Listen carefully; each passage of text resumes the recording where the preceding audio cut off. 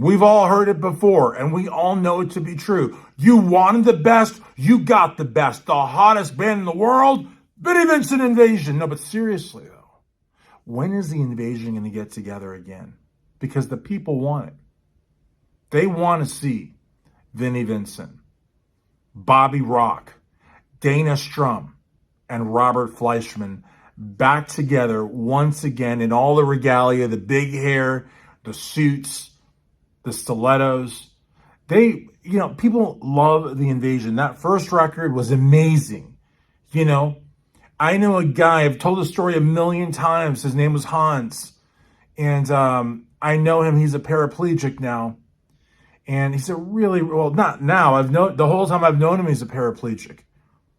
But there was a time when he was actually a marathon runner. And it's a sad, sad story, but we go back to 1985, Cold War, at the height of the Cold War. You had all the stuff going on in Latin America. You had all the Chuck Norris movies and the Rocky movies, and it was just really, really height of the Cold War. Gorbachev and Glasnost and Perestroika, and just like this glimmer of hope that there'd be change.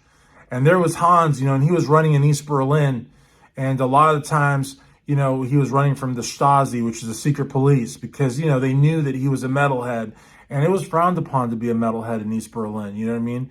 And so he was always running.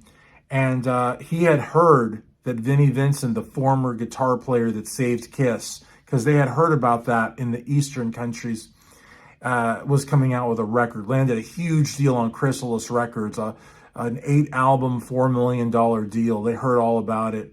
And he just wanted to hear that record. And I just saw him a few days ago here. He lives in Louisville. And I just went and talked to him. And he was saying to me, he's told me the story many times, but it was back in the summer of '86, and he remembers it well. And he was going to go ahead and he wanted to try to get to West Berlin.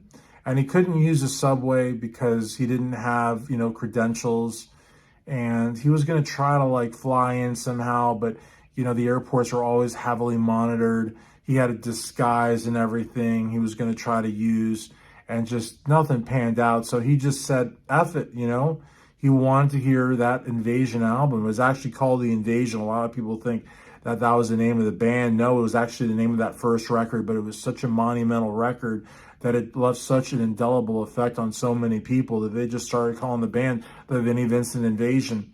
And Hans, being a runner, he thought that if there was a certain part of the wall that what he was trying to do, he had seen, he just told me this, he had seen this piece of plywood, like a plank. And so what he was thinking was if he could run past the guard towers, and he said there was some German Shepherd guy, but if he could just run past it, right when the strobe light, not the strobe light, but the guard light, whatever thing was turning, that he could run, and that he would be able to just it was so fast, he'd be able to run, and he'd somehow be able to. He was a big Dukes of Hazzard fan. Little did he know that a lot of those were stunts, and so I don't know. He was just convinced that if he ran fast enough, that he'd be able to just fly off this piece of wood. And so his plan was he was just going to go running, right when it's this intricate plan Hans was telling me about. And he chuckles about it now because it's just so crazy. But in any event, sure enough, the guard, the light was turning, and the guards would look where the light was pointing because they wanted to see, right? So it was turning, and the German Shepherd guy, I guess he was off doing something else, maybe smoking a Camel. And so anyways, Hans goes running, and he actually got over the wall. The problem, though, is that guy was actually, I guess, paying attention. He wasn't smoking a Camel or a Winston, no additives. But I don't know if they would have had a Winston over there because they were, on the communist side. And he opened fire on him. And unfortunately, Hans did get over. But at the time, he was in really bad shape. He went through a bunch of therapies and everything. But the point is, though, is that he was able to make it to the West. And he got that Invasion record. And he was rocking out during physical therapy for many years. And now he lives in Louisville. And he still rocks out to Do You Want to Make Love and Baby O. And of course, Boys Are Gonna Rock. And that just goes to show you just how big that record was, that Hans, the marathon runner, is now a paraplegic, but he's rocking out to the Invasion and has been rocking out. He listens to that record once a day, and he has been doing it since 1986. So my goodness, he must have listened to that record about, I don't know how many times that is. Probably like 4,000 or 5,000 times. You know what I mean? And that's the kind of people that I'm talking about. That's your hardcore Vinnie Vincent Invasion fan. And they want to see Robert, Dana, Bobby, and Robert, Dana, Bobby, and Vinny. And Vinny, of course. How can you forget Vinny?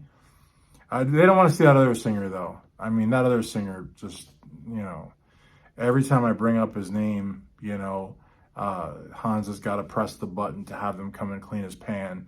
He didn't want to hear about that other guy. In fact, I had purchased the All Systems Go record for him, and he smashed it. Well, he called a nurse to come in to smash it on account that he's a paraplegic, but he really does not like that other singer. And Vinny doesn't even talk about that other singer. He just says that other singer. But a lot of people really want to see the Invasion back together. And I'll tell you something, if VVI gets back together, I will see to it that we get Hans over there somehow. I'm not sure how we would move him exactly, but we'd figure it out. And we'd put his bed right up there first, front row, and everything would be fine as long as, Dana didn't do like a stage dive because he's getting kind of heavy, But Vinny looks really slim and slender on account that he is a rock god and Dana's just a bass player.